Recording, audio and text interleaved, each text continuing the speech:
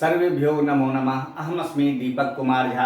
The Bihar teacher history makers इति Facebook समूहे भवतां भवतीनां च स्वागतम। तो दोस्तों, हम बात कर रहे थे नवम वर्ग की जो पाठ्य पुस्तिका है संस्कृत की पीयूषम, उसके चौथे पाठ को आज हम प्रारंभ करेंगे। तो चौथा पाठ जो है उसका शीर्षक है चत्वारो वेदा, अर्थात चारों वेद। अब जरा हम इसकी भूमिका को समझ लेते हैं जो पुस्तक में अंकित है।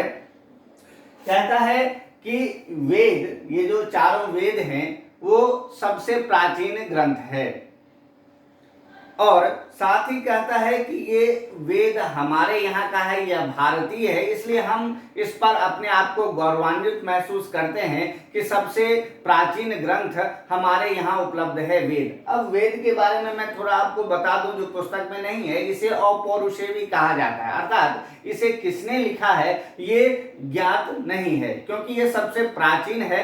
और इसे श्रुति भी कहते हैं। कहा जाता है कि भगवान ने ऋषियों को ज्ञान दिया, उसी ज्ञान को जब उन्होंने वेदों में निहित किया, इसलिए इसे श्रुति कहते हैं कि सुनने से जो ज्ञान लिखा गया है, इस कारण से वेद को श्रुति भी कहा जाता है। अब यहाँ से प्रारंभ होता है चत्वारो वेदा पाठ। उसमें कहता है कि अस्माकं प्राचीना संस्कृति वेदेषु सुरक्षिता वर्तते। हमारी प्राचीन संस्कृति जो है वो कहाँ सुरक्षित है, तो वो वेदों में सुरक्षित है। और एक प्रश्न जो परीक्षा में आता है कि वेद किसे कहते हैं, तो यहाँ हम उत्तर में लिख सकते हैं ज्ञानस्य पर्याय एव वेदो वर्तते। ज्ञान का पर्याय ही वेद है, ज्ञान ही वेद है और वेद ही ज्ञान है। आगे कहता है कि सप्त सिंधु प्रदेशे निवसन्तः ऋषयस्य तात्कालिकम सर्वम ज्ञानम वेद रूपम धारयन्। कहता है कि जो सप्त सिंधु प्रदेश, पहले इस भारत को सप्त सिंधु प्रदेश कहा जाता था, क्योंकि ये 7 नदियों से घिरा हुआ था। वो 7 नदियां कौन कौन सी है उसे भी मैं जानकारी के लिए आपको बता दूं। सिंधु, सरस्वती, झेलम, चेनाब, रावी, सतलज और व्यास, ये 7 नदियां थी जिससे हमारा ये आर्यावर्त, हमारा यह भारत घिरा हुआ था। और इसमें जो ऋषि मुनि हुए उस समय, सप्त सिंधु प्रदेश में रहने वाले ऋषि मुनि, उन्होंने अपने ज्ञानों को कहाँ उकेरा, तो वेदों में उन्होंने डाल दिया। इसलिए वेद 4 हैं। कौन कौन से? ऋग्वेदा, यजुर्वेदा, सामवेदा, अथर्ववेदा, ये 4 वेद हैं।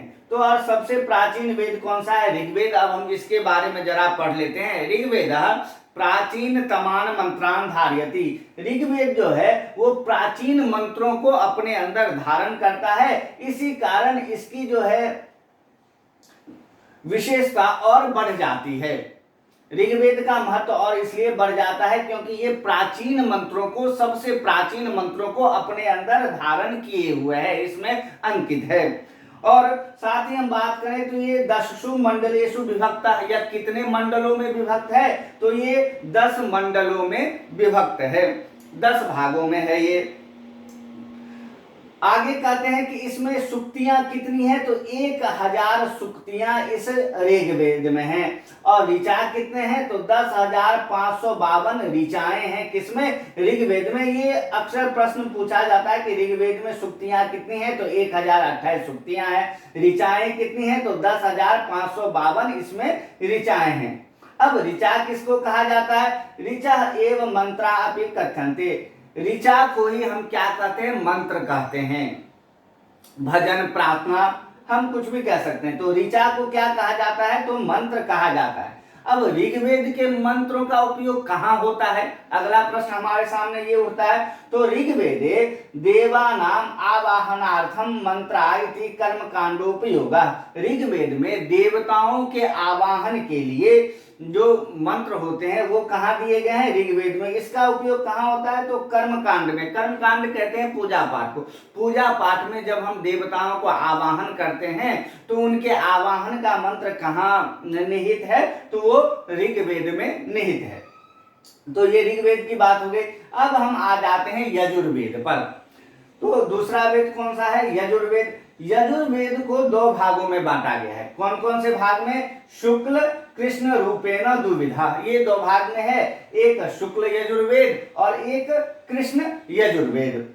उसके बाद कहता है कि शुक्ल यजुर्वेद उत्तर भारतीय प्रचलित है। शुक्ल यजुर्वेद जो है वो उत्तर भारत में प्रचलित है। उत्तर भारत कौन कौन सा, जिसमें पंजाब, हरियाणा, उत्तराखंड, उत्तर प्रदेश, बिहार, मध्य प्रदेश, ये सब राज्य आते हैं, वो उत्तर भारत है। तो हम लोगों के यहाँ कौन सा वेद प्रचलित है, तो शुक्ल यजुर्वेद प्रचलित है। अब इसमें कहता है कि शुक्ल यजुर्वेद, इसमें अध्याय कितने हैं, तो 44 अध्याय, अर्थात 40 अध्याय हैं। किसमें, यजुर्वेद में। यजुर्वेद में कितने अध्याय हैं, तो 40 अध्याय हैं। यजुर्वेद से अर्थ एव वर्तते यज्ञ वेद। यजुर्वेद का अर्थ ही क्या है, यज्ञ वेद, अर्थात यज्ञ करने में जो जिसमें सबसे अधिक जिनके मंत्रों का काम होता है वो किनके, यजुर्वेद के मंत्रों का काम होता है। जब हम कोई यज्ञ करते हैं, कोई अनुष्ठान अपने यहाँ करते हैं, तो सबसे ज्यादा किस मंत्रों का उपयोग होता है, तो यजुर्वेद के मंत्रों का उपयोग होता है। शुक्ल यजुर्वेदे 1975 मंत्र संकलिता। यजुर्वेद में 1975 मंत्र दिए गए हैं।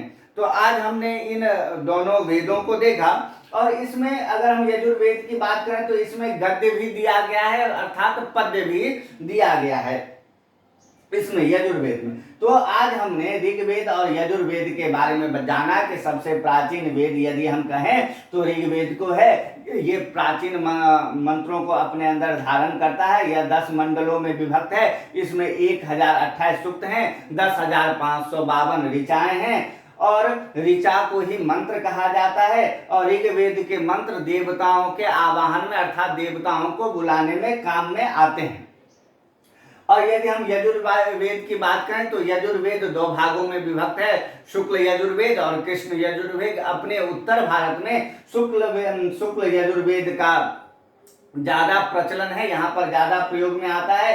ये 40 अध्यायों में बटा हुआ है। यजुर्वेद का अर्थ होता है यज्ञ वेद, और शुक्ल यजुर्वेद में 1975 मंत्र संकलित हैं। ये आज हमने इन 2 वेदों को देखा, और कल हम अगले वीडियो में सामवेद और अथर्ववेद के बारे में देखेंगे।